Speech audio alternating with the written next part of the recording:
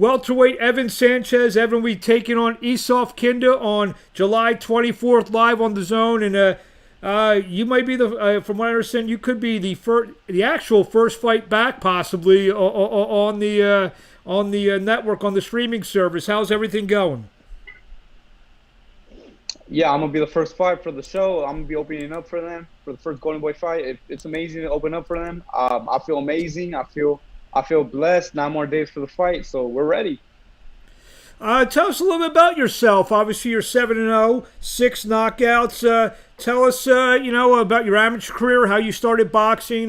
Before we get into the pro stuff, discuss, how you got into boxing and what age. I got into boxing at around the age of 8. I got into boxing. The reason I got into it was because my dad. I was really shy. I was a shy kid, and my dad would say that the shy kids in school would get bullied on or picked on. So he wanted me to at least learn how to fight if I ever got in a fight. So he took me to the gym and he took me to the gym, and I fell in love with the sport after I started doing sparring in the ring and fighting. I started falling in love more and more into the sport, and we just stick to it until since I was 8. And to talk about your amateur career in California, the name of the town, I said it right the first time, Parlier, California. Tell us a little bit about that. You told me it's in the Fresno area.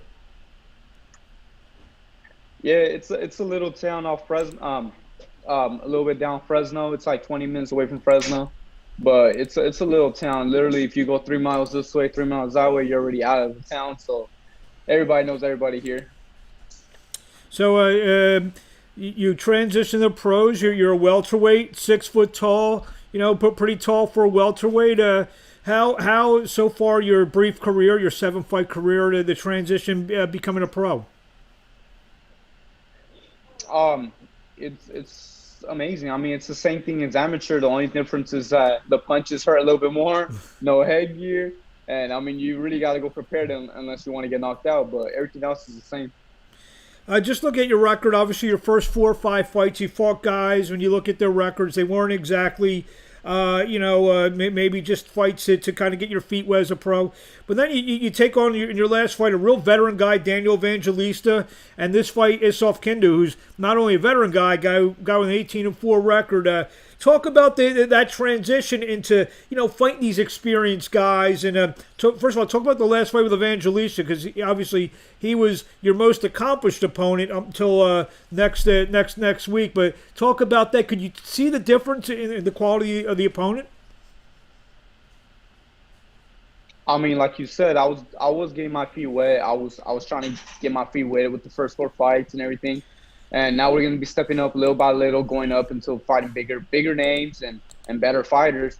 But with Daniel, yeah, exactly like you said, we got our feet a little bit more wet into the ocean, and we fought an experienced veteran fighter, and we did pretty amazing. So we're going to step it up a little bit more and see how we keep on going up more.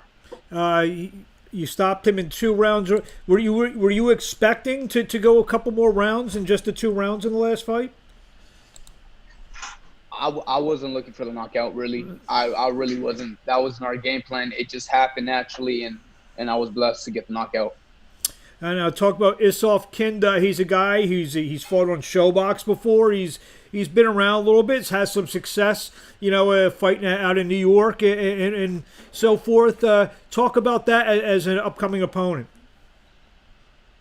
I mean, I don't really study the opponent. I let my coaches do all that. I don't really know nothing about him. They just been telling me what game plan to work on him to defeat him. But I mean, I heard that he's a veteran fighter. He's been in the sport for a long time. He has fought big names. I know he fought, I think, Jose Ramirez. I think he has fought. Mm-hmm. And Jose is a really, really big name too. So I mean, it's not going to be an easy fight, and I'm actually happy that it's not going to be an easy fight. I want the fight to be exciting, me lasting rounds, me trying to go to the 6th round, because I haven't hit the 6th round yet. I mean, it's my first fight with 6 rounds, but I haven't even passed really the 6th round yet. So I want to get up there and see how many rounds I could last with somebody veteran as himself. What type of guys? What kind of sparring are you getting up there in Northern California? We're in Central. Central. But, yeah. I got to study up my geography. But I mean, I'm not really getting a lot of good sparring this training camp because all the COVID, nobody's really in the gym, nobody's really training. But when I was training, I was going down to Robert Garcia's gym, or I would go to different gyms. Right now, the main sparring I have right now is Daniel Valdivia, and he fights at 154 in Tulare. So that's been really my biggest sparring partner right now. You mentioned about everything being shut down, and most of the fighters I've talked to and I've asked them during those first couple 2-3 months. How were you able to keep in shape, get your exercise, or even your boxing training in? I mean, it's been literally the same. I think it was just a little harder in the beginning because we didn't have gyms open. We didn't really have nothing opening. We couldn't run outside because we couldn't do a bunch of things that we usually did. So we really had to improvise and do our own things. Sometimes train at home, sometimes train at our own gym, train with nobody around. So we just adjusted to COVID, and we're just back to normal already. Obviously, you've been fighting on these, good shows with Golden Boy. No fans. You thought about that? What that's gonna be like? You're gonna be able to hear your corner like yell the instructions right in your ear, basically. I don't even think they're gonna be yelling. I think they'll just be talking. I could hear them.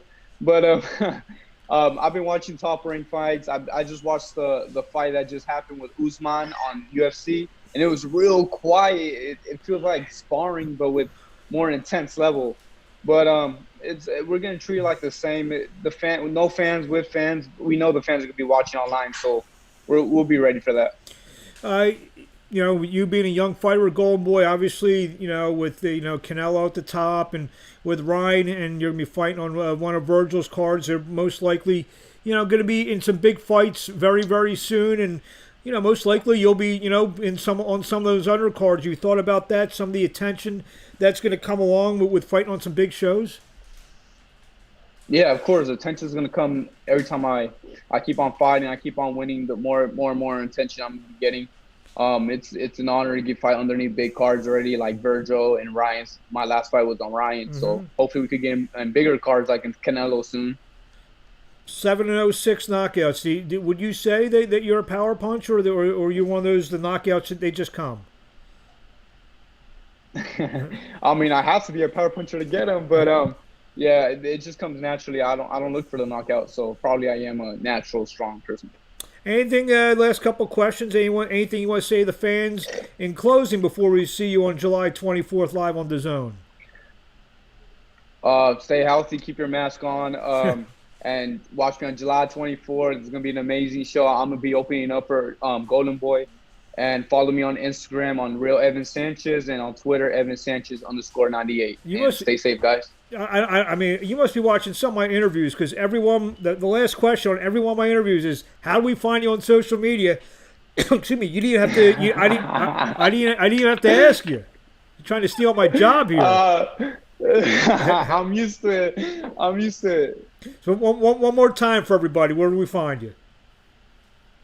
On Instagram, it's going to be Real Evan Sanchez, and on Twitter, it's going to be Evan Sanchez _98. Well, we look forward to seeing you next week, July 24th, taking on the veteran Issouf Kinda. Evan Sanchez, we'll talk to you along the way. Thank you.